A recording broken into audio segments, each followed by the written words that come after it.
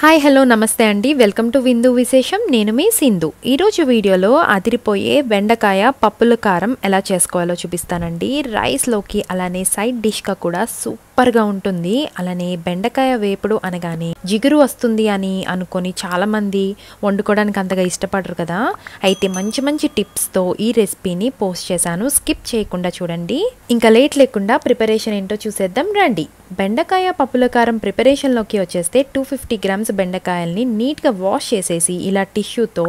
తుడిచేసుకొని చక్కగా చిన్న చిన్న పీసెస్ గా కట్ చేసేసుకోండి తర్వాత పప్పుల కారం కోసం అన్ని రెడీ పెట్టేసుకున్నాక స్టవ్ ఆన్ చేసేసుకొని ఫ్రై చేసుకోవడానికి వీలుగా ఉండే కడాయిలో 1 టేబుల్ స్పూన్ ఆయిల్ వేసుకొని ఆయిల్ కొద్దిగా హీట్ అయిన తర్వాత 1 టేబుల్ స్పూన్ వేరుశెనగ గుళ్ళని వేసేసుకొని లో ఫ్లేమ్ లో చక్కగా దోరగా వేయించేసుకోండి ఒక 2 to 3 మినిట్స్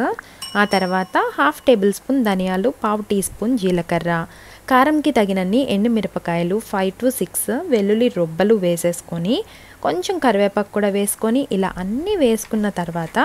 చక్కగా లో ఫ్లేమ్లోనే దోరగా వేయించుకోవాలండి ఇంకా స్టవ్ ఆఫ్ చేసేసి 1 టేబుల్ స్పూన్ వేపిన శనగపప్పు ఉంటుంది కదండి చక్కగా వేసేసుకొని అంతా చల్లారిపోయిన తర్వాత గ్రైండ్ చేసి ఈ పప్పుల పొడిని పక్కన పెట్టేసుకోండి ఇప్పుడు అదే ప్యాన్ అండి ఇంకా స్టవ్ ఆన్ చేసేసుకొని ఈ ప్యాన్నే పెట్టేసుకొని దాంట్లో 1 టేబుల్ స్పూన్ ఆయిల్ వేసి ఆయిల్ కొద్దిగా హీట్ అయిన తర్వాత కొన్ని ఆవాలు మినపప్పు కొద్దిగా జీలకర్ర వేసుకొని వేయించేసుకున్నాక చిన్నగా తరిగిన ఉల్లిపాయ ముక్కల్ని వేసేసుకొని కాస్త పచ్చివాసన పోయేంత వరకు వేయించేసుకోవాలి ఆ తర్వాత కట్ చేసి పెట్టుకున్న బెండకాయ ముక్కల్ని కూడా వేసేసుకొని బాగా వేగిన తర్వాత గ్రైండ్ చేసి పెట్టుకున్న పప్పుల పొడిని యాడ్ చేసేసుకొని ఒక్కసారి మిక్స్ చేసేయండి చిటికెడంత పసుపు టేస్ట్కి సరిపడా సాల్ట్ కూడా వేసుకొని ఒక 2 మినిట్స్ అంటే 2 మినిట్స్ లో ఫ్లేమ్లో వేయించేసుకుంటే మనకి బెండకాయ పప్పుల కారం రెడీ అండి